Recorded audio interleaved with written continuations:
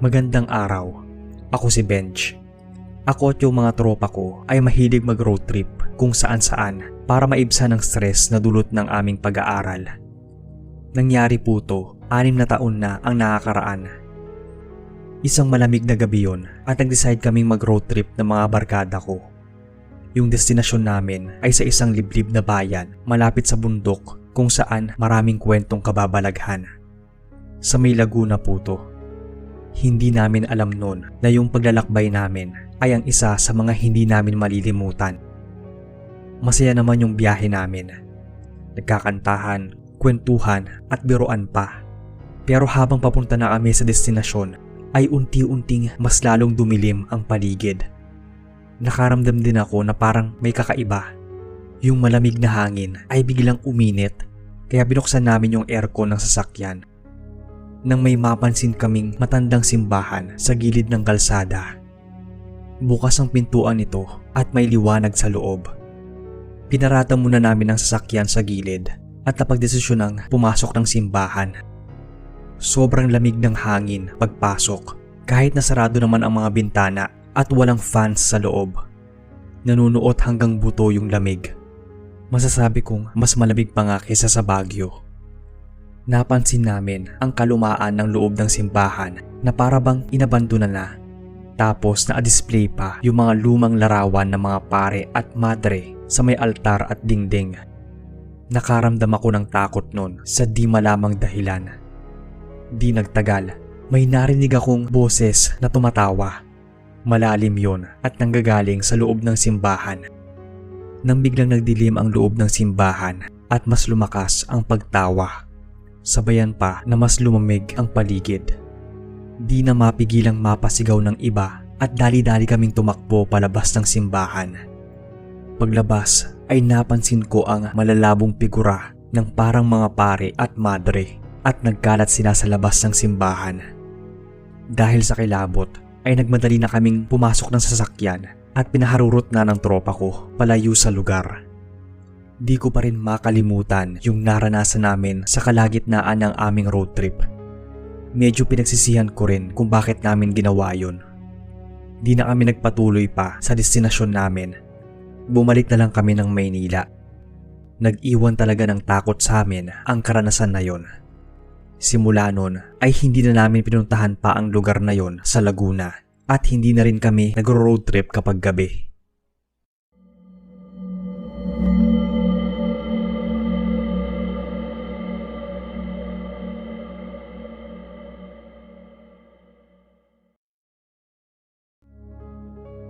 Ako si Miguel. Gusto ko lang i-share itong experience namin ng dalawa ko pang mga kaibigang sina Isabela at Marco. Nag-work kami sa isang BPO company sa Pampanga. Isang gabi, habang binabaybay namin ang madilim na kalsada ay napansin naming mauubusan na kami ng gas. Kukunti lang ang ilaw sa paligid at malamig ang simoy ng hangin. Nagsisigalawan nga yung puno dahil sa lakas ng hangin. Kinakabahan na si Isabela at sinabing baka wala kaming makitang gas station. Inassure ko naman siya. Pero habang patuloy sa pagmamaneho, nagtaka na lang kami kung bakit hindi pa rin kami nakakakita ng mga gasolinahan. Parang wala na rin bukas na mga shops. Sa totoo lang, gutom na nga rin kami noon. Nang bigla na lang may malakas na tunog na bumulaga sa amin. Di namin alam kung ano yon. Kaya nagpark muna kami sa tabi ng kalsada para tingnan kung ano yon. Nang may narinig kaming malalim na pag-ungol na di namin alam kung saan nanggagaling. Nag-aya na si Marco na umalis na kami sa lugar. Baka kasi may masamang mangyari sa amin o may gustong gawan kami ng masama. Kaya naman pumasok na kami ng kotse at nagpatuloy sa pagmamaneho. Pagkaraan ng ilang minuto ay may nakita kaming isang lumang gas station. Walang katao-tao pero may mga refilling pumps pa. Nagtaka kami kung anong nangyari doon sa lugar. Medyo masama rin ang kutob ko. Mula sa kabilang kalsada ay may babaeng tumawid papunta sa amin. Sobrang puti niya tapos kalbo, as in walang buhok sa ulo. Nung paglapit nga niya, parang amoy gamot siya na hindi ko maintindihan. Tinanong namin kung kumusta siya at kung anong ginagawa niya doon. Pero tahimik lang na naglakad ng mabagal yung babae palapit sa amin. Sinabi ko sa kanilang umalis na kami.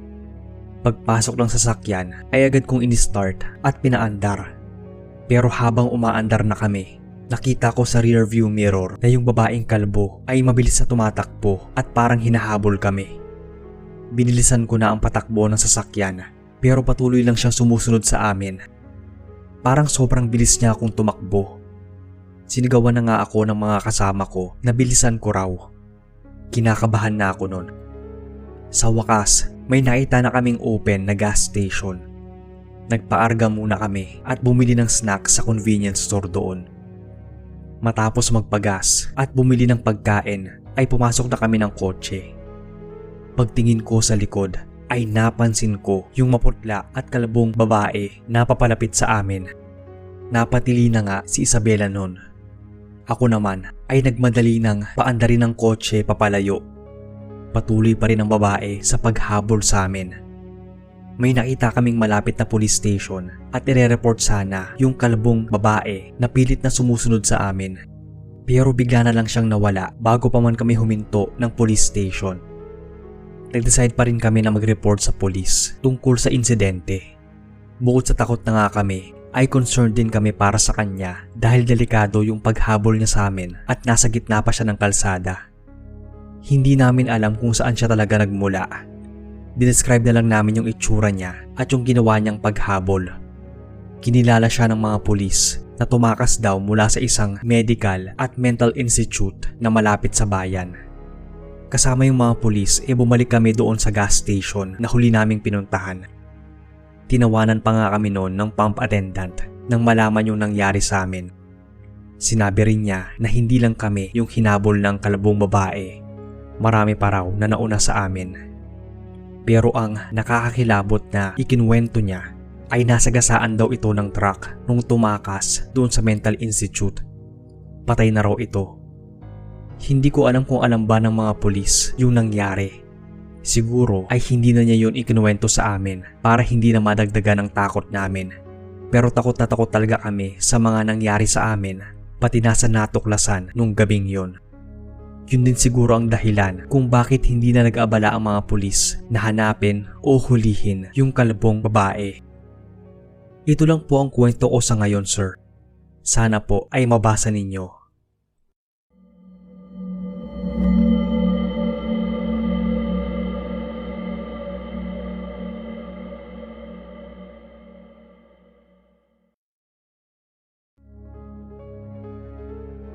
Nangyari ang lahat ng ito isang gabi ng February this year sa isang bayan somewhere in Visayas. Pumunta ako kasama ng 3 sa mga barkada ko para magbonding at mamasyal.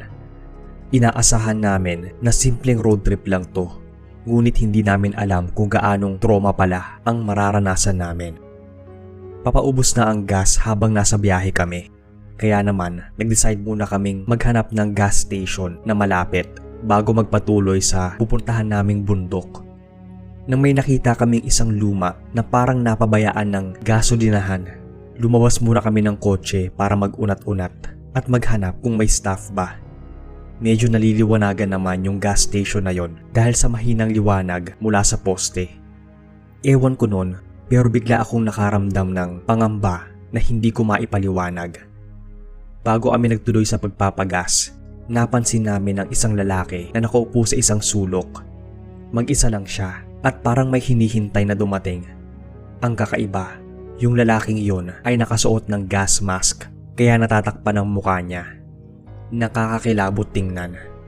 Tinanong ko kung staff ba siya dahil magpapagas kami. Hindi siya gumagalaw o tumutugon. Himalang gumagana pa yung isang gas pump at dahil nakapagtrabaho naman ako dati sa isang gasolinahan, ako na mismo ang nagpagas ng sasakyan namin. Nilapag ko na lang yung pera kung magkano yung pinagas ko. Matapos yun ay nagpatuloy na kami sa aming biyahe patungo dun sa bundok. Bago kami umalis ay nilingon ko yung lalaking naka-gas mask at nakaupo sa may sulok. Pero bigla na lang siyang nawala. Nagtaka na lang kami nun dahil hindi namin napansing umalis na pala siya. Pagkaraan ng ilang oras ng pagmamaneho, nag-decide muna kaming maghanap ng isang lugar para magpahinga saglit. Malayo-layo kasi ang biyahe namin. Napagtanto naming may malapit na gas station, kaya sabi ko ay doon na lang muna maapagpahinga at maapag-stretching. Pero ang katakataka, kamukhang kamukha yun ng lumang gas station kung saan kami nagpagas kanina. Kahit na medyo nangamba, nagtuloy pa rin kami doon. Pagkarating ay nabigla kami nang makita ulit yung lalaking may gas mask. Pero ngayon, naatayo na siya at nakaharap sa amin na para bang hinihintay kami. Tinanong namin kung sino siya at kung anong nangyayari. Bakit parang bumalik na naman kami doon sa gas station? Napundi o nagpatay sindi yung kaparehong mahinang ilaw sa may poste. Nung natigil yung pagpatay sindi ng ilaw, ay bigla ring nawala yung lalaking naka-gas mask. Ang nakapagtataka rin ay biglang lumamig yung paligid at parang nagkaroon ng fog. Yung para bang kapag nasa Tagaytay ka o nasa Baguio, yung halos hindi mo na makita yung paligid dahil sa usok. Madaling araw nun, kaya medyo madilim pa at mga ilang oras pa ang biyahe namin bago maarating ng bundok. Pakiramdam ko ay para aming nasa gitna ng kawalan. Napaisip din ako dahil walang ibang mga sasakyan na dumadaan o wala man lang ibang tao bukod sa amin. Kinilabutan na ako noon at sinabihan sila na sumakay na ng sasakyan para makaalis na ng lugar. Nagdahan-dahan na lang ako sa pagmamaneho hanggang sa unti-unting nawala yung fog. Di ko sigurado kung ano ba yung naranasan talaga namin. Ang weird kasi kung naengkanto ba kami o ano. Naarating naman kami sa may bundok pero hindi pa rin namin makalimutan yung naranasan namin sa gas station. Hindi na namin nabalikan pa yung lugar na yon. Naghanap kami ng ibang daan pa uwi. Sana sir ay mainarit nyo rin tong kwento ko. More power sa inyong channel.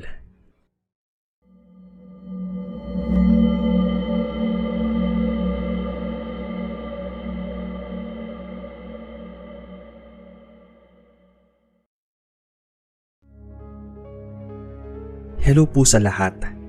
Gusto ko lang i-share yung karanasan namin ng mga barkada ko. Ilang taon na rin po itong nangyari.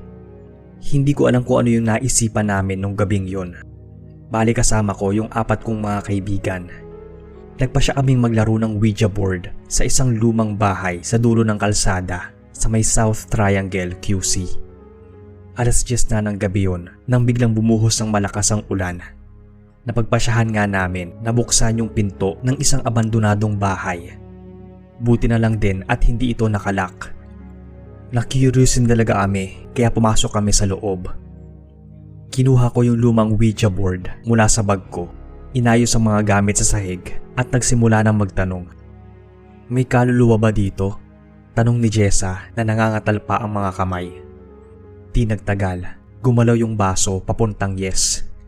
Sa totoo lang, hindi ko nga sigurado kung ginagalaw lang yon ng mga kaibigan ko. Baka nagjo-joke time lang sila. Isa ka bang masamang espiritu? Dagdag ni Dan. Napunta ang baso sa no. Nakaramdam ako ng kakaibang takot. Anong pangalan mo? Ako naman ang nagtanong pero hindi gumalaw ang baso. Si Marco na nung unay matapang ang nagsabing, "Sige na, tapusin na natin tong laro." Tanging yung madala naming flashlights at yung poste mula sa labas ang nagsilbing ilaw sa loob ng madilim na abandonadong bahay. Pero bago pa kami makaalis doon ay bigla na lang nagpatay sindi yung ilaw sa bahay. Hindi ko alam kung paano nangyari yon dahil nung pagpasok namin kanina, sinubukan ko pang buksan yung switch ng ilaw pero hindi gumagana. Pero nung time na yon, bigla na lang itong nagpapatay sindi. Bigla ring dumaan yung malakas na hangin. Tapos nawala rin. Hanggang sa nakarinig kami ng paglakad sa sahig kahit hindi naman kami yung gumagawa nun. Kinilabutan na ako nun. Nakaramdam kami lahat ng takot. Ang sabi ng isa, umalis na kami. Pero parang hindi kami maagalaw mula sa natatayuan namin. Nang biglang parang may aninong dumaan sa harap namin. Alam kong hindi kami yon dahil nga napako kami sa kinatatayuan. Nang mapansin naming biglang gumalaw ng mag-isa yung baso na nakapatong sa Ouija board. Pumunta ito sa mga letrang S, A, B, E, L. Isabel. Matapos yun, nakarinig kami ng mahinang pag-iyak ng isang babae. Hanggang sa maagalaw na nga kami at sa sobrang kilabot ay dali-dali kaming lumabas ng abandonadong bahay. Naiwan na nga namin yung Ouija board dahil sa pagmamadali. Hindi namin alam kung paano nangyari yun, pero alam naming mali at delikado yung ginawa namin. Ang maglaro ng di dapat paglaruan at magtawag ng kaluluwa. 18 years ago na rin po to nung mangyari. Hanggang dito na lang ang kwento ko. Salamat po sa pagbabasa.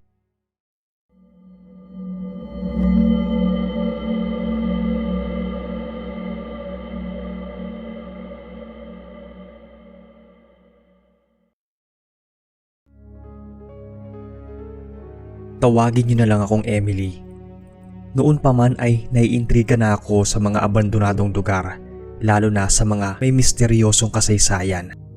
Kaya naman, nang marinig ko ang tungkol sa lumang 7-Eleven sa labas ng aming bayan, ay hindi ko na napigilang tuklasin to sa kabila ng nakakatakot itong reputasyon. Sa may bandang South Luzon po pala to. Kumalat ang chismis noon na nagsara ang convenience store 10 taon na ang nakakalipas matapos ang pagkawala ng night shift cashier dito. Ang sabi ng ilan ay pagnanakaw lang ang nangyari at napatay ang cashier. Pagkatapos ay tinapon sa kung saan-saan. Habang ang iba naman ay may sinabing mas nakakatakot na bagay. Ito raw ay nasa loob ng madilim na pasilyo ng convenience store. Isang gabi ay nagpasya akong tuklasin ang loob ng abandonadong 7-Eleven. Sinamahan naman ako ng aking mga kaibigan na sina Sarah at Mark. Tanging mga flashlights at lakas ng loob lang ang dala namin.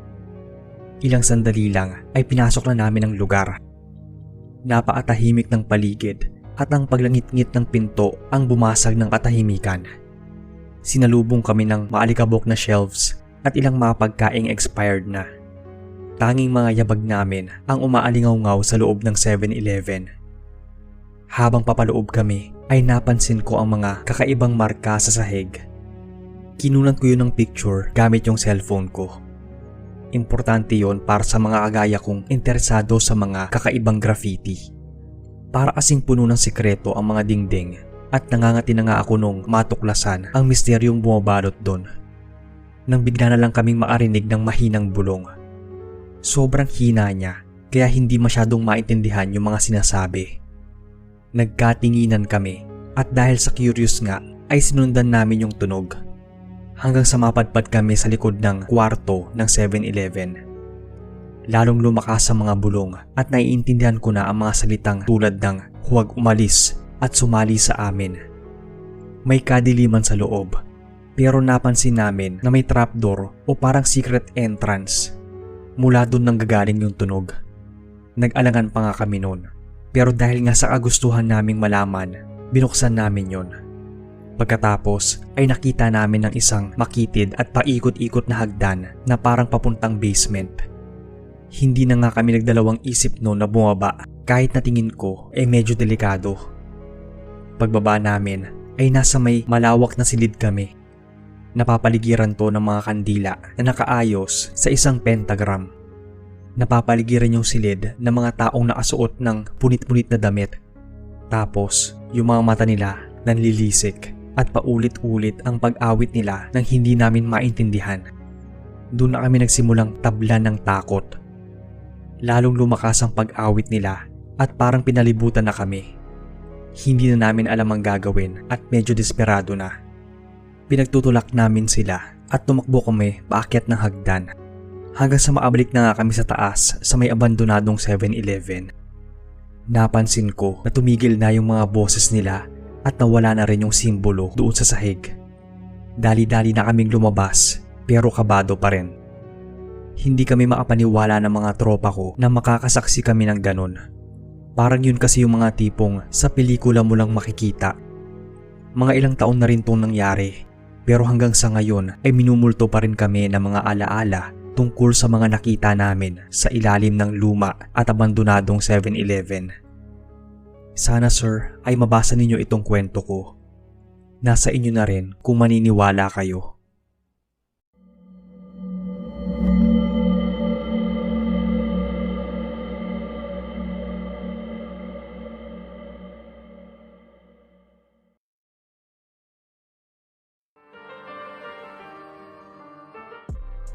at medyo desperado na.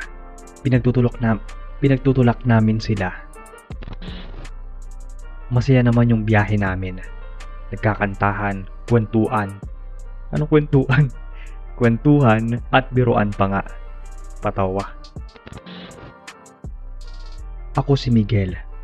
Ang kwentong to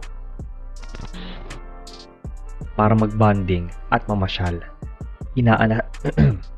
Inaasahan namin nang biglang parang may aninong dumaan